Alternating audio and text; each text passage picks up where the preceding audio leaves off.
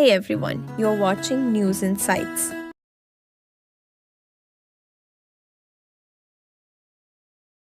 ದಿವಸ ನಮ್ಮ ಜೈನ ಸಮಾಜದಲ್ಲಿ ವಿಶೇಷ ಇದೇನು ಅಂದರೆ ಭಾದ್ರಪದ ಮಾಸದಲ್ಲಿ ನಾವು ಜೈನ ಸಮಾಜದವರು ಈ ಕ್ಷಮಾವಳಿ ಕಾರ್ಯಕ್ರಮವನ್ನು ನಾವು ಆಚರಣೆ ಮಾಡ್ತೀವಿ. ಇದರ ಉದ್ದೇಶ ಏನು ಅಂತಂದರೆ, ನಾವು ವರ್ಷ ಇಡೀ ಬೇಕಾದಷ್ಟು ತಪ್ಪುಗಳನ್ನು ಮಾಡಿರ್ತೀವಿ, ಭಾಳ ಜನಕ್ಕೆ ಮನಸ್ಸು ನೋಯಿಸಿರ್ತೀವಿ.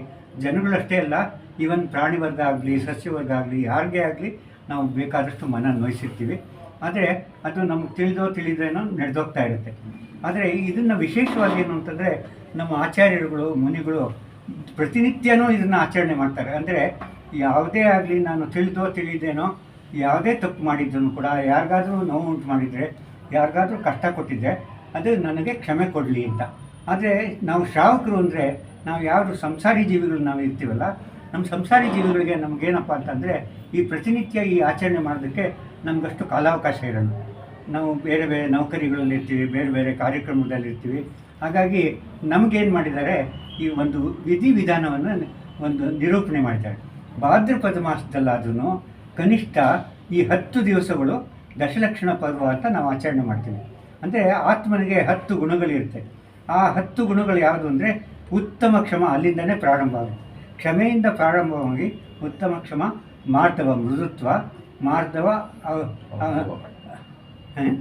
ಉತ್ತಮ ಕ್ಷಮ, ಮಾರ್ಧವ ಆರ್ಜವ, ಶೌಚ, ಸತ್ಯ, ಸಂಯಮ, ತಪ, ತ್ಯಾಗ, ಆಕಿಂಚನ್ಯ, ಬ್ರಹ್ಮಚರ್ಯಾಣಿ ಧರ್ಮ.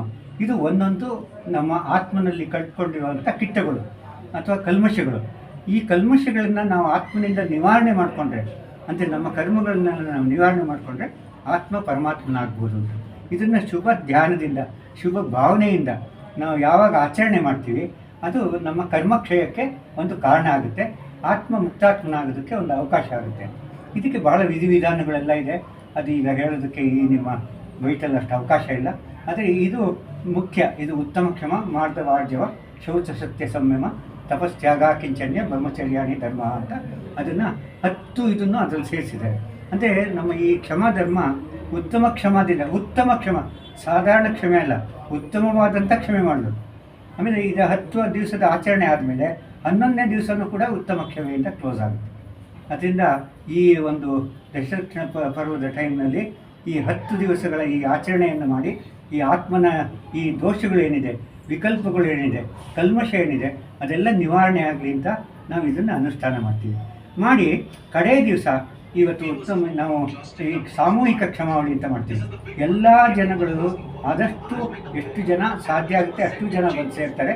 ಸೇರಿ ಇದ್ರ ಬಗ್ಗೆ ಎಲ್ಲ ಮನನ ಮಾಡಿ ಅವ್ರಿಗೆ ಇದರ ಆಚರಣೆ ಹೇಗೆ ಮಾಡಬೇಕು ಅನ್ನೋ ತಿಳುವಳಿಕೆಯನ್ನು ಕೊಟ್ಟು ಈ ಆತ್ಮನ ನಾವು ಉದ್ಧಾರ ಮಾಡ್ಕೊಳ್ಳೋದಕ್ಕೋಸ್ಕರ ಈ ಒಂದು ದಶಲಕ್ಷಣ ಪರ್ವದಲ್ಲಿ ಈ ಕ್ಷಮಾವಳಿ ಕಾರ್ಯಕ್ರಮವನ್ನು ನಾವು ಆಯೋಜನೆ ಮಾಡ್ತೀವಿ. ಇವತ್ತಿನ ಕಾರ್ಯಕ್ರಮಕ್ಕೆ ತಾವೆಲ್ಲ ನೋಡಿದ್ರೋ ಇಲ್ಲೋ ಗೊತ್ತಿಲ್ಲ, ನಮ್ಮ ಆರ್ತಿಪುರ ಅಂತ ಇದೆ, ಕೊಕ್ರೆಬೆಳ್ಳೂರು. ತಾವೆಲ್ಲ ಕೇಳಿದ್ದೀರ. ಮಂಡ್ಯದ ಹತ್ರ ಮದ್ದೂರು ಬಳಿ ಕೊಕ್ರೆಬೆಳ್ಳೂರು ಅಂತ ಇದೆ. ಕೊಕ್ರೆಬೆಳ್ಳೂರಿಗೆ 1.5-2 ಕಿಲೋಮೀಟರ್ ದೂರದಲ್ಲಿ ಆರ್ತಿಪುರ ಅಂತ ಇದೆ.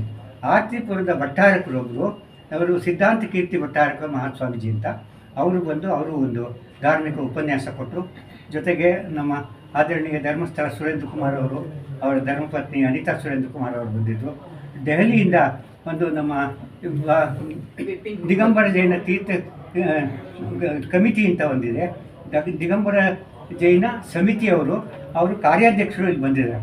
ಅವರೇನು ಈ ಕಾರ್ಯಕ್ರಮದಲ್ಲಿ ವಿಶೇಷ ಅವರು ಬಂದಿದ್ದು, ಅವ್ರನ್ನ ಮುಖ್ಯ ಅತಿಥಿಯಾಗಿ ಇವತ್ತು ಸೇರ್ಪಡೆ ಮಾಡಿಕೊಂಡು ಇಲ್ಲಿ ಇಡೀ ಕರ್ನಾಟಕದಲ್ಲಿ ಅವರು ಸುವರ್ಣ ಮಹೋತ್ಸವ ಆಚರಣೆ ಮಾಡ್ತಾರೆ. ಅವರು ದಿಗಂಬರ ಜೈನ ಸಮಿತಿ ಸ್ಥಾಪನೆಯಾಗಿ 50 ವರ್ಷ ಆಯಿತು. ಅದಕ್ಕೆ 50 ವರ್ಷದ ಆಚರಣೆನ ಈ ವರ್ಷ ಪೂರ್ತಿ ಮಾಡ್ತಾರೆ. ಅದಕ್ಕೆ ಕರ್ನಾಟಕದಲ್ಲೂ ಕೆಲವು ಕಾರ್ಯಕ್ರಮಗಳನ್ನ ಹಮ್ಮಿಕೋಬೇಕು ಅಂತ ಅವ್ರು ಬಂದಿದ್ದಾರೆ. ಅವರು ಮುಖ್ಯ ಅತಿಥಿಯಾಗಿ ಇವತ್ತು ಭಾಗವಹಿಸಿದ್ರು. ನಮ್ಮ ಪದ್ಮರಾಜ್ ದಂಡಾವತಿ ಅವರು, ತಾವು ಕೇಳಿದ್ದೀರಾ, ಅವರು ಡಾಕ್ಟರ್ ಪದ್ಮರಾಜ್ ದಂಡಾವತಿ ಅವರು ಪ್ರಜಾವಾಣಿಯಲ್ಲಿ ಕಾರ್ಯನಿರ್ವಾಹಕ ಸಂಪಾದಕರಾಗಿದ್ದರು. ಭಾಳ ಹೆಸರು ಮಾಡಿದ್ದಾರೆ. 4 ಆಯಾಮಗಳು ಅನ್ನೋದನ್ನು ಒಂದು ಇದನ್ನೇ ಶೀರ್ಷಿಕೆನೇ ಅವರು ಪ್ರತಿ ದಿವಸ ಕಾರ್ಯಕ್ರಮದಲ್ಲಿ, ಪ್ರತಿ ವಾರ ಕಾರ್ಯಕ್ರಮದಲ್ಲಿ ಹಾಕ್ತಾಯಿದ್ರು. ಅವರು ಕೂಡ ಕ್ಷಮಾವಳಿ ಬಗ್ಗೆ ಎಲ್ಲ ಹೇಳಿ ಎಲ್ಲರಿಗೂ ಜನಗಳಿಗೆ ತಿಳುವಳಿಕೆ ಕೊಟ್ಟಿದ್ದಾರೆ. ಇದು ಇವತ್ತಿನ ಒಂದು ಕಾರ್ಯಕ್ರಮ ಆಯಿತು. ಶ್ರಾವಕರು ಎಲ್ಲ ಗಂಡಸರು ಹೆಂಗಸರು ಪ್ರತಿಯೊಬ್ಬರೂ, ಎಲ್ಲ ಜೀವಿಗಳು ನನ್ನನ್ನು ಕ್ಷಮಿಸಿ, ನಾವೇನಾದರೂ ತಪ್ಪು ಮಾಡಿದರೆ, ನಿಮಗೆ ನೋವು ಉಂಟು ಮಾಡಿದರೆ ಕ್ಷಮಿಸಿ, ನೀವುಗಳು ಕೂಡ ನೀವೇನಾದರೂ ತಪ್ಪು ಮಾಡಿದರೆ ನಾನು ಕ್ಷಮಿಸ್ತೀನಿ ಅಂತ ಇದನ್ನು ಪರಸ್ಪರ ಈ ಕ್ಷಮೆ ಯಾಚಿಸೋದೇ ಇವತ್ತಿನ ದಿವಸದ ಮುಖ್ಯ ಉದ್ದೇಶ.